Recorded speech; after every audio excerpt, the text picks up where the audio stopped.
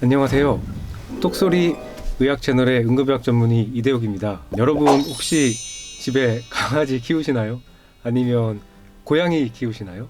저희 집에는 5살 된 말티즈가 한 마리 있습니다. 사회성이 조금 안 길러져서 잘 짖고 열받으면 가끔 주인도 물고 막 그러는 아이입니다. 보통 마음에 안 들거나 이제 장난으로 약을 막 올리거나 하면 으르렁대기 시작하는데요. 거기서 멈추지 않고 이제 계속 약을 올리면 얘가 무는 신용을 몇 번 하다가 완전 열받으면 진짜로 웁니다.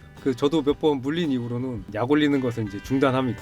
근데 쬐끔한 게 이빨도 완전 쬐끔한데요. 이게 나름 강아지라고 물리면 피부가 찢어지기도 하고 그럽니다. 이 말도 알아듣고 하는 거 보면 사람 같기도 한데요. 강아지는 강아지인가 봅니다. 응급실에도 키우는 강아지 또는 고양이에게 물려서 생긴 상처로 오시는 환자분들이 많으신데요. 이럴 경우에 치료는 어떻게 되는지, 또 그리고 많이 궁금해하시는 광견병 등에 대해서도 한번 이야기해 보려고 합니다. 제일 많은 것은 개에 의해 물린 상처, 즉 개교상인데요. 빈번한 것은 10대 미만 연령대입니다. 성인은 주로 손이나 다리를 물리지만 소아는 머리나 목을 물릴 수도 있다고 합니다. 그러니까 소아에서 더 위험할 수도 있겠네요. 저희 집 강아지는 가끔 깜짝 놀라면 반사적으로 물려고 하는 경우가 있습니다. 개에 물리는 경우 보통 주인이나 친숙한 사람인 경우가 많다고 합니다. 떠돌이 개에 의한 경우는 적다고 하는데요.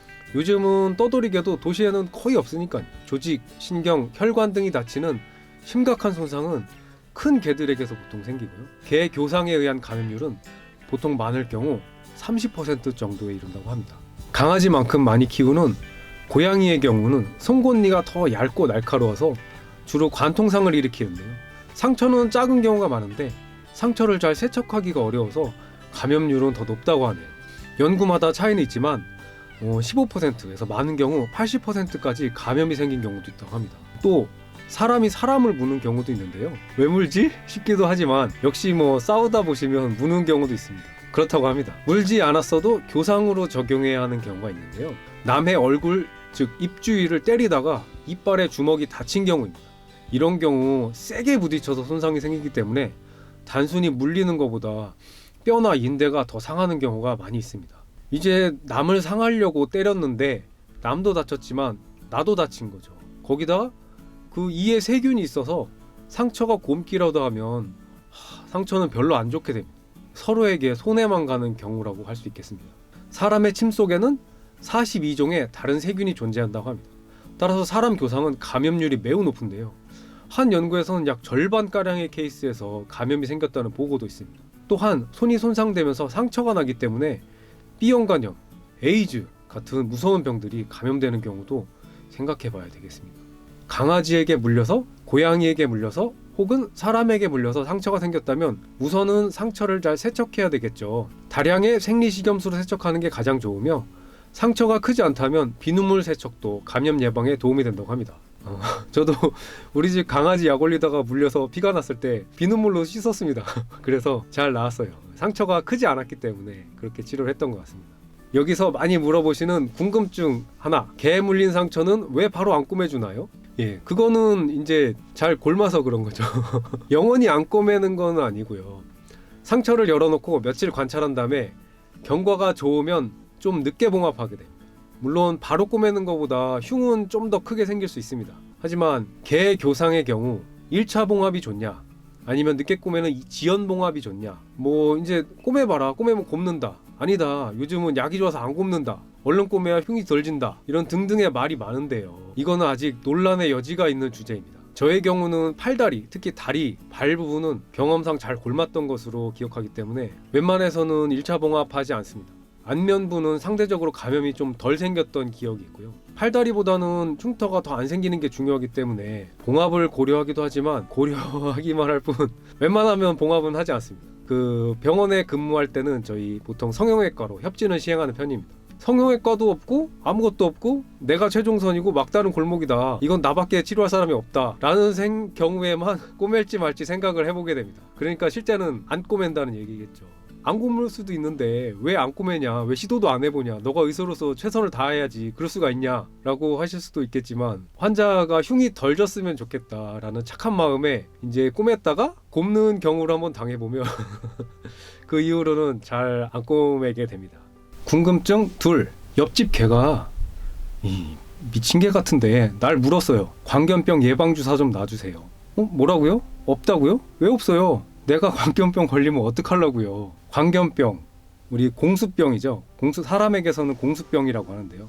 즉 흔히 광견병으로 알고 계시는데, 광견병 예방주사 물론 있습니다. 사람에게 맞는 게 있긴 한데 일반 병원에는 비치되어 있지 않습니다. 공수병 환자가 진짜 드물기 때문인데요. 우리나라의 경우에는 2004년도 이후에 보고된 공수병 환자가 없는 것으로 되어 있습니다. 그러면은 한 15년도 넘은 것 같은데요. 케이스가 거의 없기 때문에 일반 병원에서는 동물 교상 환자한테 항생제, 파상풍 주사만 놓고 공수병 예방 주사는 하지 않습니다. 도시에서 키우는 강아지는 이 광견병에 걸릴 가능성이 매우 적다고 하겠습니다. 광견병은 주로 야생동물이 옮기는 것으로 되어 있는데요. 의외로 귀여운 너구리가 소나 개를 물어서 동물에게 옮기는 경우가 있다고 합니다. 산에서 저런 너구리를 보시면 도와준다고 접근하지 마시고 얼른 피하시는 게 상책입니다. 어떤 상황을 가정해보면 우리 집은 깊은 산속에 있는데 우리 집에서 키우는 진돌이가 매일 산에 들어가서 산에 사는 너구리랑 물고 뜯고 피를 흘리면서 결투를 한다. 그러던 어느 날 결투에서 돌아온 진돌이가 눈빛이 좀 이상하고 침을 막 흘리면서 몸을 떠는데 막 밥 주려는 나의 손을 갑자기 물었다. 이런 경우는 광견병 예방주사를 맞아야 하겠죠. 일반 병원에는 약이 없지만 한국 희귀필수의약품센터라는 곳이 있습니다. 보건소 혹은 시립의료원에 가셔서 신고를 하시면 보건소에서 역학조사를 한 후 이쪽으로 의뢰해서 약을 구해서 접종할 수도 있습니다. 공수병 예방주사와 면역글로불린 두 종류 주사를 맞게 되는데요. 약값이 한 30만 원 정도 되는 걸로 알고 있습니다. 예방주사는 당일, 3일, 7일, 14일 4번에 걸쳐서 맞게 되니까요. 조금 힘들겠죠. 또 이제 상처가 깊거나 이러면 보건소에서 주사는 놔줄 테니까 상처 치료는 일반 병원 가서 받으라. 그럴 수도 있습니다. 그러면 병원이랑 보건소 두 군데를 왔다 갔다 해야 될 수도 있으니까요. 이러면 좀 힘들겠죠. 참고로 저는 산간 지역에 근무해 본 적은 없기 때문에 응급실 의사를 15년 정도 했는데요. 광견병 환자는 한 번도 만나본 적이 없습니다. 2004년도 이후에는 환자가 없었으니까 강원도로 공중보건이 이런 걸 갔어도 아마 기회는 좀 없었겠네요. 보통 병원에서는 환자에게 파상풍과 항생제 주사를 투여하고 경구 항생제도 투여하게 됩니다. 기본적으로 감염 위험이 많기 때문에 항생제 투여는 꼭 필요하겠죠. 상처의 치료는 경과 관찰 후에 적절한 시기에 봉합을 하게 됩니다. 만약에 근육이나 인대, 신경 같은 게 손상이 있다면 치료는 수술이 필요해지는 등 더 어려워지게 됩니다. 오늘은 강아지, 고양이, 사람 등 남을 물 수 있는 그런 동물의 교상에 대해서 말씀드렸는데요. 물린 상처는 염증이 생길 확률이 더 높으니까 주의해서 잘 치료받으셔야 되겠습니다. 다음에는 또 다른 재밌는 주제로 찾아뵙겠습니다. 감사합니다.